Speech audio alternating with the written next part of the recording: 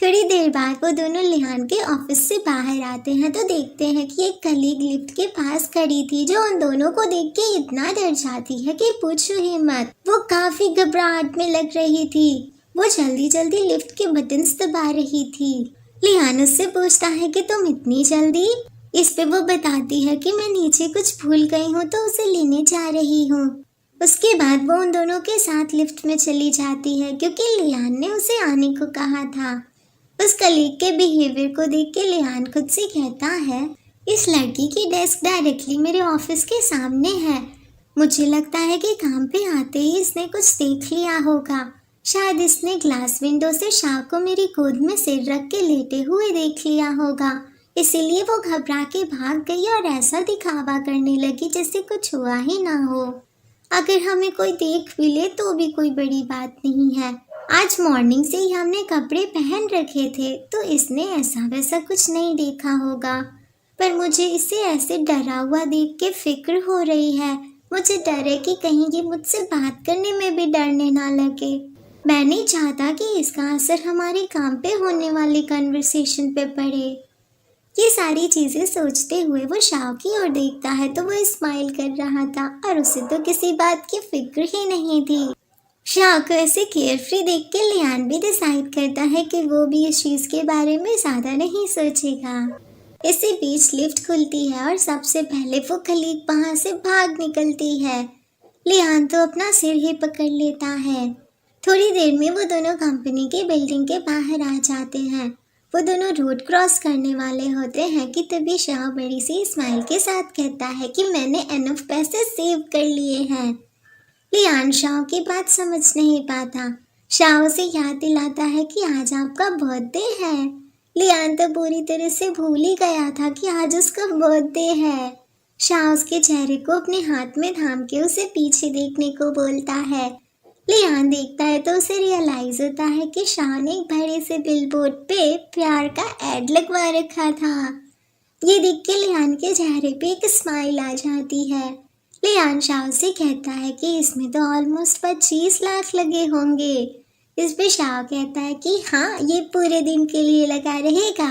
मैंने लास्ट में हमारे नाम ना लिखने का फैसला किया क्योंकि इससे शायद कुछ अजीब लोग आ जाएंगे। रात में तो ये और भी खूबसूरत लगेगा। लियान तुरंत उस बिलबोर्ड की फोटो खींचते हुए कहता है कि मुझे लगता है कि कहीं मैं बेहोश ना हो जाऊं। क्या हमें ये पोस्ट कर देना चाहिए? शाह बोलता है कि मैं नहीं करना चाहता, ये थोड़ा बचकाना है। लियान उसे बताता है कि मैंने तो ऑलरेडी पोस्ट कर दिया है, मुझे ये बहुत पसंद आया। शाह कहता है पर ये काफी सिली है।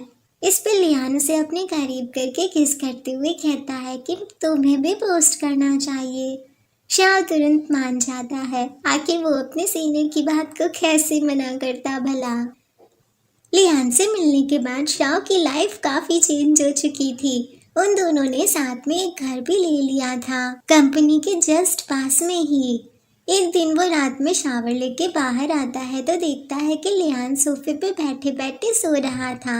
शाह उसके बगल में जाके बैठते हुए बड़ी प्यार से उसके चेहरे को थाम के खुद से कहता है कि क्या ये मेरा इंतजार करते करते सो गए। शाह अभी ये सोच ही रहा था कि तभी लियान की आंख खुल जाती है।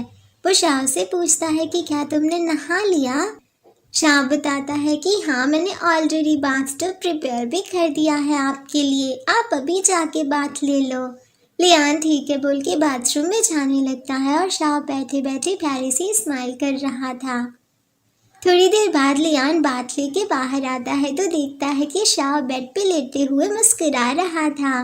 लियान जाके उसके बगल में लेटते हुए पूछता है कि क्या तुमने आज अपनी नींद की दवाइयाँ ली?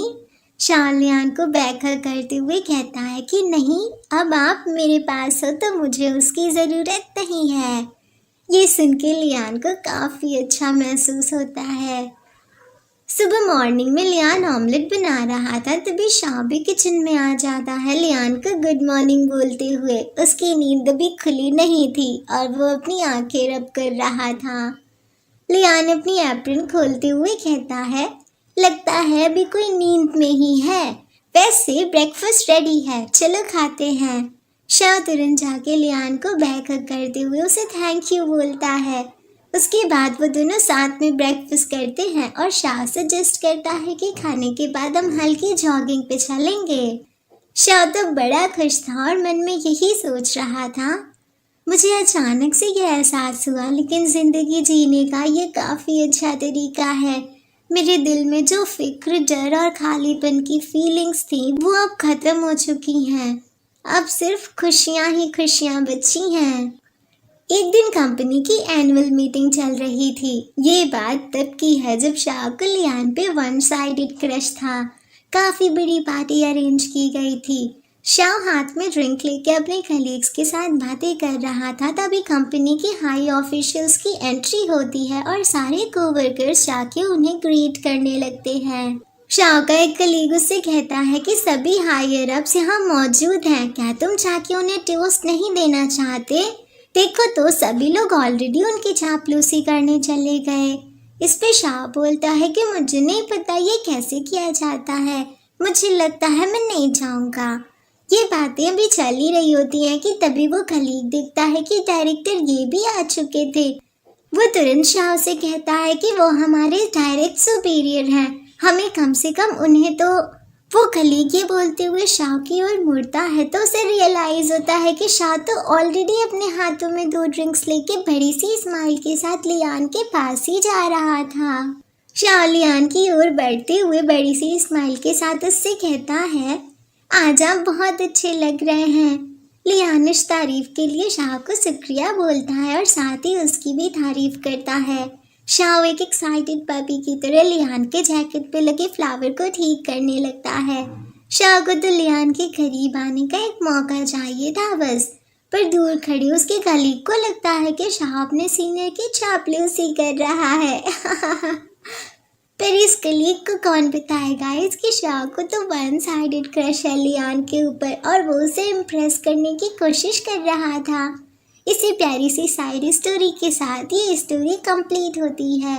बड़ी प्यारी स्टोरी थी, मुझे तो इसे एक्सप्लेन करने में बहुत मज़ा आया गाइस। आप बताना कि आपको इस स्टोरी में क्या अच्छा लगा। मुझे तो सबसे अच्छी बात शाह और लियान की अच्छी कम्युनिकेशन लगी। इनकी कम्युनिकेशन इतनी क्लियर थी कि कोई मिसअंडरस्टैंडिंग ही नहीं हुई इनके बीच, और साथ ही इस स्टोरी की हैप्पी एंडिंग भी हुई। और मुझे हैप्पी एंडिंग वाली स्टोरीज बहुत पसंद आती हैं। मुझे बिल्कुल भी पसंद नहीं कि किसी स्टोरी पे सैड एंडिंग हो। लियान ने बचपन से इतनी सारी हार्डशिप्स फेस की और फाइनली उसे ऐसा पार्टनर मिला जो उससे बहुत सारा प्यार करता है और साथ ही रिलेशनशिप में इतने सारे एफर्ट्स भी डालता है। शाह को भी बचपन से अपने पेरेंट्स या भाई का ज़्यादा प्यार नहीं मिल पाया, लेकिन फाइनली उसे ऐसा पार्टनर मिला जो उसकी बहुत ज़्यादा केयर करता है और उसे सब कुछ सिखाता है, उसकी हर छोटी बड़ी बात का ख्याल रखता है और उसे खुश करने की पूरी कोशिश करता है। आप सब भी बताना कि आपको इस स्टोरी में क्या चीज़ अच्छी लगी।